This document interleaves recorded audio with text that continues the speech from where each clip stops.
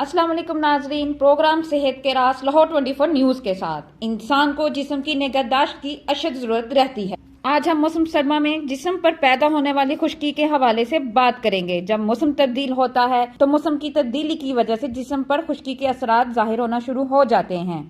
अगर इस मसले का फौरी तदराक ना किया जाए तो मर्ज भर कर खारिज की शक्ल इख्तियार कर लेता है। फकत नहा लेना काफी नहीं होता, हर किस्म के साबुन मैल कचैल के साथ जिल्द पर पाए जाने वाले तेल के जखीरे को भी बहा देते हैं, जो बाद में जिस्म पर खुश्की का बायस बनता है, जिसकी वजह से हम अपने जिस्म को नाखूनों से खुद जाने से जख्म हो जाते हैं और जिल्द इन्फेक्शन का शिकार हो जाती है। अब हम आपको जिस्म की जिल्द को तरोताज़ा रखने के लिए कुछ तजावीज बयान करते हैं ताकि आप अपनी जिल्द को नर्म और मुलायम और तरोताज़ा रख सकें। नहाने से 1 घंटा पहले जिस्म पर तेल की मालिश करें, फिर नहाएं। नहाने के पानी में अगर 2 खाने के चम्मच सिरका मिला लिया जाए तो अफादियत बढ़ जाती है। इसके अलावा अगर नहाने के पानी में फटकरी डालकर नीम गर्म पानी करके नहाया जाए तो खारिश में पैदा करने वाली बैक्टीरिया का खात्मा हो जाता है और खुश्क जिल्द नर्म और मुलायम और तरोताज़ा हो जाती है।